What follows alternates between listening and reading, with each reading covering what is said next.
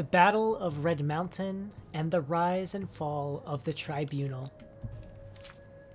The following is a transcript of the words of Lord Vivek addressed to a dissident priest, Malheur Omain, who confronted Vivek with the Ashlander tradition surrounding the Battle of Red Mountain and with prophecies of the Nerevarine, and to unnamed magistrates of the Inquisition who joined Vivek in interrogating the dissident priest.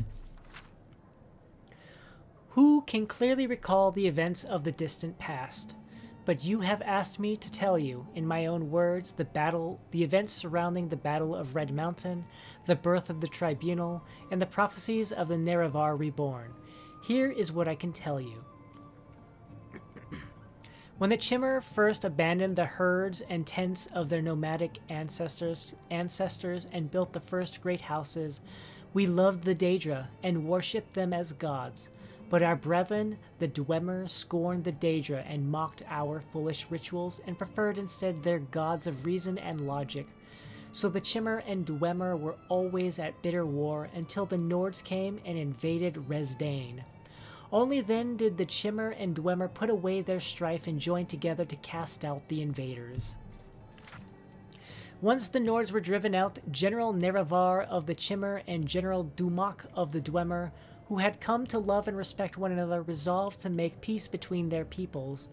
In that time I was but a junior counselor to Nerevar, and Nerevar's queen Almalexia and his other favorite counselor Sothasil always doubted that such a peace might long survive, given the bitter disputes between Chimmer and Dwemer, but by negotiation and compromise, Nerevar and Dumak somehow managed to preserve a fragile peace. But when Dagoth Lord of House Dagoth, entrusted as a friend by both Nerevar and the Dwemer, brought us proof that High Engineer Kagranak of the Dwemer had discovered the heart of Lorkhan, and that he had learned how to tap its powers and was building a new god, a mockery of Chimmer faith, and a fearsome weapon, we all urged Nerevar to make war on the dwarves and to destroy this threat to Chimmer beliefs and security. Nerevar was troubled. He went to Dumak and asked if what Dagoth said was true. But Kagranak took great offense and asked whom Nerevar thought he was, that he might presume to judge the affairs of the Dwemer. Nerevar was further troubled and made pilgrimage to Holamaeum, the sacred temple of Azura, and Azura confirmed that all that Dagoth said was indeed true, and that the creation of a new god of the Dwemer should be prevented at all costs. When Nerevar came back and told us what the goddess had said, we felt our judgments confirmed and again counseled him to war, chiding Nerevar for his naive trust in friendship and believing Nerevar of his duty to protect the faith and security of the Chimmer against the impiety and dangerous ambitions of the Dwemer. Then Nerevar went back to Vardenfell one last time, hoping that negotiations and compromise might once again preserve the peace. But this time, the friends Nerevar and Dumak quarreled bitterly, and as a result, the Chimmer and Dwemer went to war. The Dwemer were well defended by their fortress at Red Mountain, but Nerevar's cunning drew most of Dumak's armies out into the field and pinned them there, while Nerevar, Dagoth, and a small group of companions could make their way into the Heart Chamber by secret means. There, Nerevar, the Chimmer King, met Dumak the Dwarf King, and they both collapsed from grievous wounds and draining magics. With Dumak fallen and threatened by Dagoth and others, Kagranak turned his tools upon the heart, and Nerevar said he saw Kagranak and all his Dwemer companions at once disappear from the world. In that instant, Dwemer everywhere disappeared without a trace. But Kagranak's tools remained, and Dagoth seized them, and he carried them to Nerevar, saying, "That fool Kagranak has destroyed his own people with these things. We should destroy them right away, lest they fall into the wrong hands." But Nerevar was resolved to confer with his queen and his generals, who had foreseen that this war would come, and whose counsel he would not ignore again. "I will ask the tribunal what we shall do with them, for they have had wisdom in the past that I had not. Stay here, loyal Dagoth, until I return." So Nerevar told Dagoth to protect the tools and the heart chamber until he returned. Then Nerevar was carried to us where we waited on the slopes of Red Mountain, and he told us all that had transpired under Red Mountain. What Nerevar had said was that the Dwemer had used special tools to turn their people into immortals, and that the heart of Lorkhan had held wondrous powers. Only later did we hear from others present that Dagothar had thought the Dwemer destroyed, not made immortal. And no one knows for sure what really happened there. After hearing Nerevar, we gave our counsel as he requested, proposing we should preserve these tools in trust for the welfare of the Chimmer people. And who knows, perhaps the Dwemer are not gone forever, but merely transported to some distant realm from which they may someday return to threaten our security once again. Therefore, we need to keep these tools, to study them and their principles, so that we may be safe in future generations. And though Nerevar voiced his grave misgivings, he was willing to be ruled by our council under one condition, that we all together should swear a solemn oath upon Azura that the tools would never be used in the profane manner that the Dwemer had intended. We all readily agreed and swore solemn oaths at Nerevar's dictation. So then we went with Nerevar back into Red Mountain and met with Dagoth-ur. Dagoth-ur refused to deliver the tools to us, saying they were dangerous and we could not touch them. Dagoth-ur seemed to be irrational, insisting that only he could be trusted with the tools, and then we guessed that he had somehow been affected by his handling of the tools. But now I feel sure that he had privately learned the powers of the tools, and had in some confused way decided he must have them for himself. Then Nerevar and our guard resorted to force to secure the tools. Somehow Dagoth-ur and his retainers escaped, but we gained the tools and delivered them to Sothasil for study and safekeeping. For some years we kept the oaths we swore to Azura with Nerevar, but during that time, in secret, Sothasil must have studied the tools and divined their mysteries.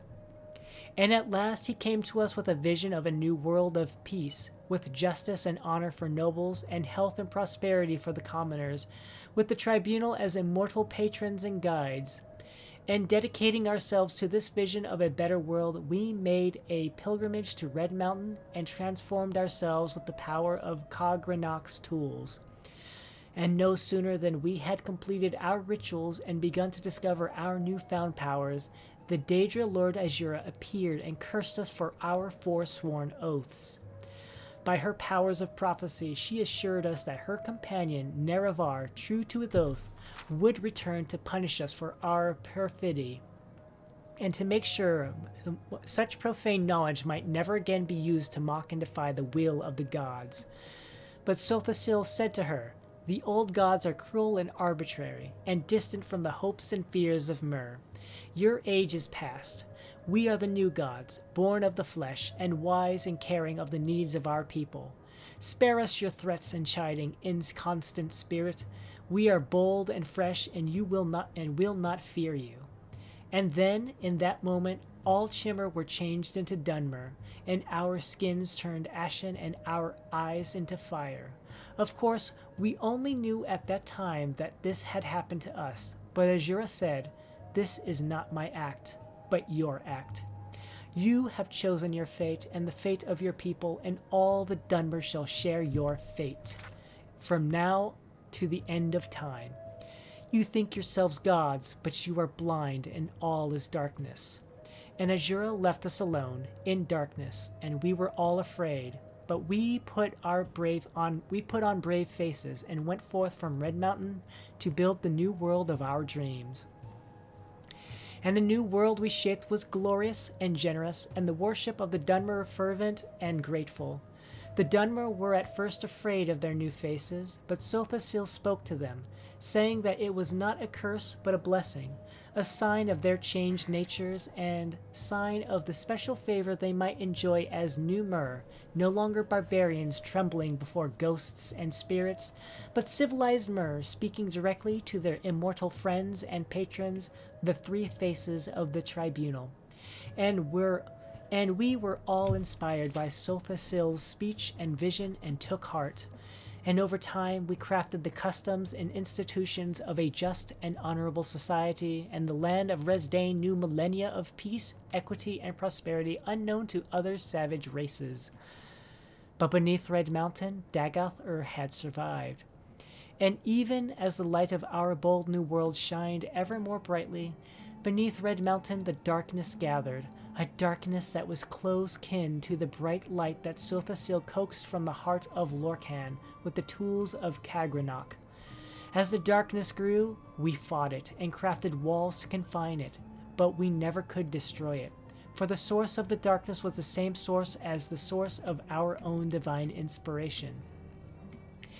And in these latter days of Morrowind, reduced to a subjugated province of the Western Empire, as the glory of the temple fades and the dark tide rises from Red Mountain, we are reminded of Azura and her promised champion's return.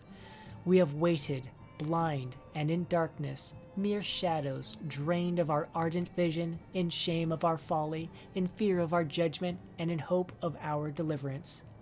We do not know if the Outlander claiming to fulfill the prophecies of the Nerevarine is our old companion Nerevar Reborn, or a pawn of the Emperor, or a cat's paw of Azura, or some simple twist of fate. But we insist you adhere to temple doctrine, and conform to the strictures dividing the hieroglypha from the apocrypha, and that you not speak that which must not be spoken openly. Act as a dutiful priest should, in accordance with your vows of obedience to the canons and archcanons, and all will be forgiven. Defy me, and you will know what it is to stand against a god. Vivek.